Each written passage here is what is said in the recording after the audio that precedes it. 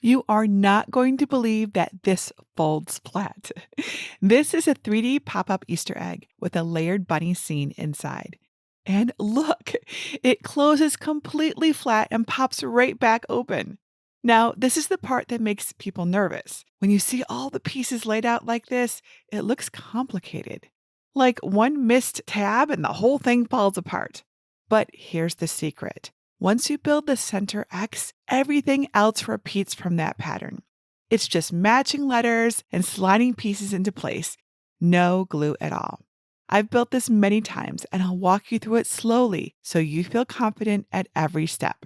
Hello everyone, I'm Jennifer Maker, and it's a beautiful day to make a paper pop-up egg. To start, grab the free zip file linked below. It includes the design files and this printed assembly guide, which I'll show you how to use. Quick tip, it helps to watch once to see the pattern, then build along the second time. And if you need help with this project in Cricut Design Space, including setting it up and cutting it out, I put all of that into a free Design Space video at jennifermaker.com/Easter Egg Cricut Design Space, and it's also linked in the video description. Before we connect anything, take a quick look at the diagram on page 1 of your printed assembly guide. It's lettered and color-coded for clarity. The letters are what guide the assembly, and the colors simply help you see how the pieces relate to each other. I've cut my pieces in rainbow colors to match the diagram, so it's easier to see how everything connects. I recommend assembling a practice egg this way before making your final egg in your chosen colors. We'll build the egg with its back facing us. The front with the opening for the scene layers will face away from you. We'll make the shell first, then add the scene, so set them and the ears aside for now. We'll work in sections, so stack C, D, E, and F face up. These all have slits on the outside. Then make a second stack for G, H, I, and J face up. These have slits on the inside. We're going to start right in the center of our egg with pieces A and B. Hold both pieces so the letters are facing you. Before we connect anything, glance at your printed assembly guide. Find A and B in the middle. Notice how they cross to form an X shape. That X is the foundation for everything else and will build out from its middle. Now look at piece A. Find the very top middle slit. Then look at piece B and find the matching top inner slit. We're going to connect the top slits first. Slide them together gently until they meet right in the center. Now connect the bottom slits the same way. Don't force it. If it feels snug, curve the cardstock slightly and ease it in. Pause for a second and compare what you built to the diagram. You should see that clean X shape. Where A and B intersect, there's a dot. That's the matched bumps on the inside of these pieces. Those will be important when we add the inner seam layers later. If yours looks slightly uneven, that's completely normal. Adding the other pieces will make the grid more clear. Now let's do our first flatten test. Gently press the structure closed in one direction and then the other. If it folds smoothly both ways, you're exactly where you should be. If you need to slow down at any point, just pause the video and check your guide. There's no rush here. We're building this together. We'll add the shell layers in alphabetical order, starting with the pieces that connect to piece B. These make the first grid lines and will be parallel to layer A. Grab piece C to start. On your diagram, you'll see that C connects into B on the right side. So we're going to insert C's center slit into B's second slit from the middle on that side. Start at the top to gently slide C into B until the slits seat fully, meaning the paper is actually tucked into the slot and not resting on top of it. Hold A out of the way if it gets confusing. Then bend the C piece slightly and guide the bottom slit into place inside B. Take your time here and make sure the layers are fully seated. Do another flattening check to be sure. Now pick up piece D. The diagram shows that this connects to B, but on the other side of A. Remember, we're building from the middle out. Make sure that the letter D is facing you and the open side is facing the front of the egg, which is away from you. Find the middle outer slits on D. They line up with bumps on the shapes inside, so they'll connect to the remaining bump slits on B. Those little bumps are there to guide you. Insert D into the top inner slit in B first.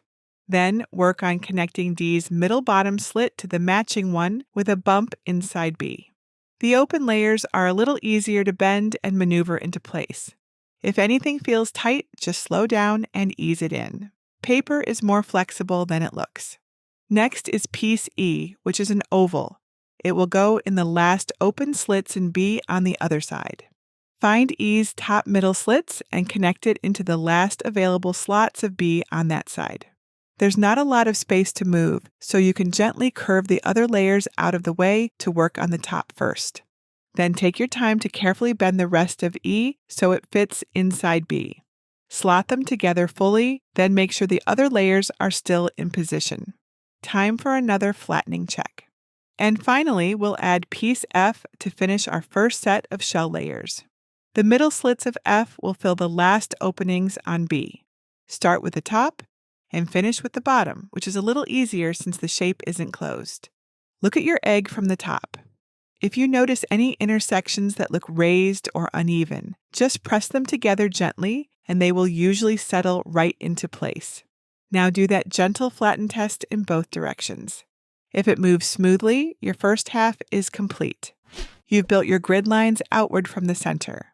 Now we're going to start reinforcing the structure by connecting across those layers. This is where it starts to feel more three-dimensional and a little more flexible, so go slowly. The second set of shell layers have slits on the inside to hold the assembled pieces together. First, pick up G. Start by finding the top middle slit on G and then look at your egg and find piece A. You're going to slide G around A so that the slit connects in the right spot, and you'll notice there are bumps near these intersections that help confirm you're lining it up correctly. Continue one top slit at a time in the order that works for you until G connects to A, C, D, E, and F. As you work, it really helps to pause after each connection and do a quick check that nothing popped out. That can happen when the pieces are still flexible. If it does, don't worry at all. Just reseat it right away before moving on, and your grid will stay aligned. Once the top feels seated, gently guide the matching bottom slits into place. As you work with more layers, you might find different processes that work better for you. Just focus on putting the correct pieces together to create the grid with straight lines. Take a second to press those connections together so you know they are fully inserted. When G is fully connected, look at your egg from the top. Once G is in, your egg will feel sturdier. You should start to see a tidy grid forming when you look from the top down. If not, pause and adjust any layers that aren't placed correctly. Then give it another flatten test to make sure everything is working. Next is H, which is open on the left. H works like G, but goes on the other side of B to connect A, C, D, and E. Connect the top slits first, working across. Again, the opening can make it a little easier to maneuver this piece. Once they're in place, flip the egg to secure the bottom slits. Take your time and fix any pieces that come out of position. It's almost unavoidable with so many pieces, so don't worry, just work them back in to make your grid. Flip the egg back upright and flatten it gently again. If it folds smoothly, you are doing beautifully. If not, just see what's out of place and fix it now before you add more pieces. We're getting close to the end, so pick up piece I. It's an oval, so the closed shape will need to be gently manipulated to fit around everything. Start with the top middle slit and connect it into piece A on the other side. Then work outward one top connection at a time on C, D, E, and F. If your egg looks slightly uneven at this stage, don't worry. That usually just means one slit needs to be pushed in a little further. Once the top is secure, flip your egg and finish inserting the bottom slits. Go slowly and keep an eye on the other layers to keep everything connected. Then flatten it in both directions again. That movement check is your reassurance that everything is seated correctly. Now for the last outer piece, J, which connects to A, C, and E.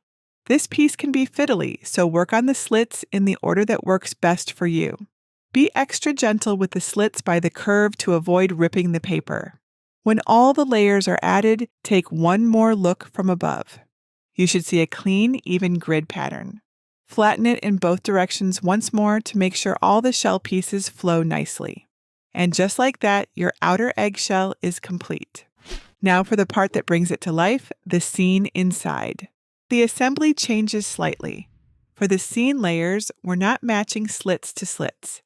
Instead, we'll use the X intersections inside the egg, the ones with little bump points marked with dots on the diagram, to anchor each layer. Place your scene layers face up in order from left to right, with the solid background at the right. Now the egg's opening should face you so you can reach inside. Rotate your guide so the little circles line up with the bump locations inside your egg. And if you're wearing rings or bracelets, remove them now so nothing catches on the paper. Hold the solid back seam layer so the tabs sit to the right of center.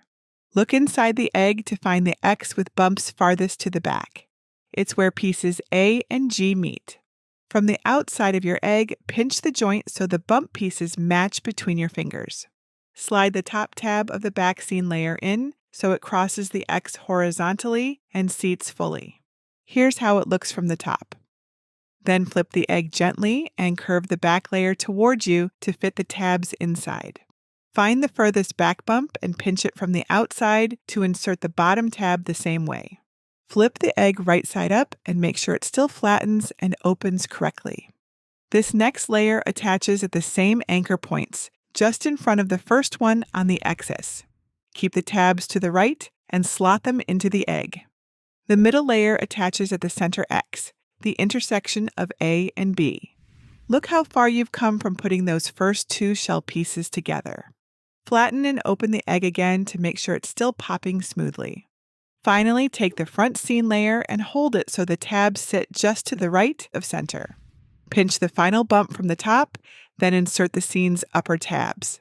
Then connect the bottom to the final bump to finish the seam. Don't rush because you're almost at the end. Open your egg and make sure all of the pieces are seated nicely. Then take a look inside. You did that! That layered bunny scene is now framed perfectly inside. Now imagine adding a child's name right in the center, or Happy Easter to turn it into a keepsake. If you would love to personalize yours like that, I'm teaching a special customization workshop for my advanced members where I show you exactly how to add text to these inner layers step by step. Finally, if you made the ears, slide their slits into two of the layer intersections on top of the egg.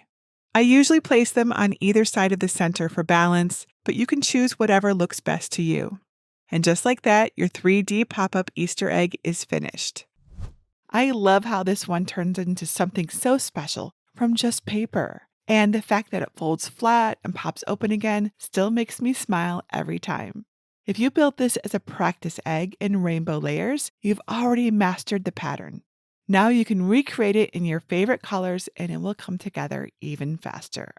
Now, if you haven't downloaded the free zip file yet, grab it from the link below. That zip includes the design files and the printable assembly guide that we followed all the way through this video, so you can build along at your own pace anytime. And if you're still getting comfortable with your Cricut, be sure to grab my Cricut Survival Guide. It covers the essential tools and settings that make projects like this so much easier. Or if you don't have a Cricut yet, don't worry, because I actually give one away every single month. Yes, really. You can enter for your chance to win at jennifermaker.com/Cricut giveaway. I'd love to see one go to you. And if you want to make this with confidence, don't skip the Cricut Design Space setup. I've created a full setup and cutting walkthrough for you right here. I'm Jennifer Maker, and I'll show you exactly how it's done. And I'll see you there.